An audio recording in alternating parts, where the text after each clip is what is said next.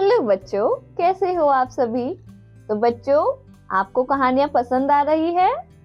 शाबाश। आज हम पढ़ेंगे पाठ 9, मीठी सारंगी।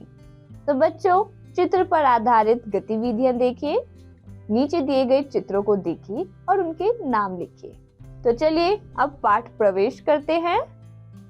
बच्चों, संगीत प्रत्येक व्यक्ति को अपने मोह पाश में बांध लेता है और जब गायकी के साथ साथ वाद्य यंत्र भी बजाए जाते हैं तो कहना ही क्या, मन आनंद में झूम उठता है।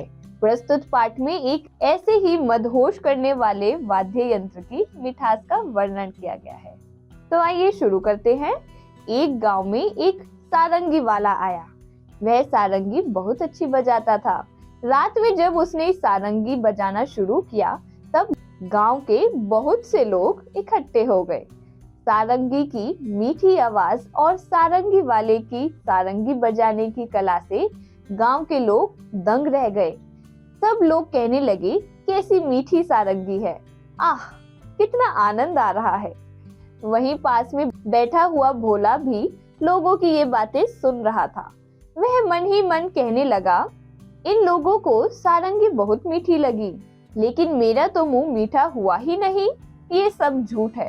थोड़ी देर बाद उसने सोचा कि शायद सारंगी वाले के पास बैठने से मुंह मीठा हो जाए, इसलिए वह सारंगी वाले के पास जाकर बैठ गया। रात के 3-4 बजे जब सारंगी वाले ने गाना बजाना बंद कर दिया तब लोगों ने सारंगी वाले से कहा, महाराज आपकी सारंगी बहुत ही मीठी है, हमें बड़ा ही आनंद आया, 2-4 दिन यही ठहरिए। यह बातें सुनकर भोला मन ही मन झुंझलाया और सोचने लगा, ये लोग झूठ तो नहीं बोल सकते, सारंगी मीठी जरूर है, पर मुझे ना जाने स्वाद क्यों नहीं आया। तब तक रात ज्यादा हो गई थी, इस कारण लोग घर नहीं गए, वहीं चौपाल में सो गए। सारंगी वाले ने भी सारंगी पर खोली चढ़ाई और उसे अपने सिरहाने रखकर सो गया।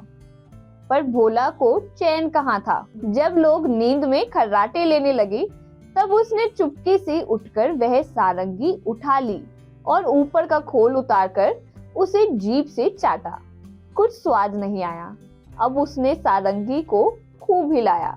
उसने छेद को मुंह के पास लगाकर मुंह में उड़ेला, पर सारंगी से एक भी मीठी बूंद नहीं निकली। वह लोगों की बेवकूफी पर बहुत ही झुंझलाया। अब की बार उसने सारंगी को गांव से बाहर दूर ले जाकर फेंक दिया। वह लोगों की बेवकूफी पर हंसता हुआ अपनी जगह पर आकर चुपचाप सो गया।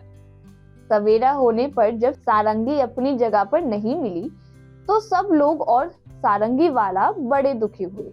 लोग कहने लगे, बड़ी मीठी सारंगी थी, पता नहीं कौन ले गया।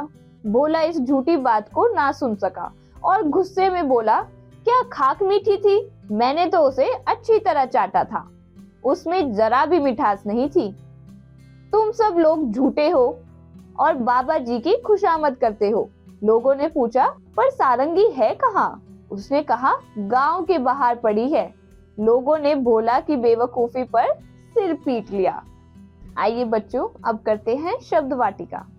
सारंगी एक वाद्य यंत्र, अ म्यूजिकल इंस्ट्रूमेंट। स्वाद, जायका, टेस्ट, सिरहाने, सिर की ओर, हेड ऑफ अ बेडस्टेड, बेवकूफी, मूर्खता, फुलिशनेस, मिठास, मीठा, स्वीट। अब सटीक जानकारी। उस्ताद सुल्तान खान भारत सारंगी के एक प्रसिद्ध वादक थे।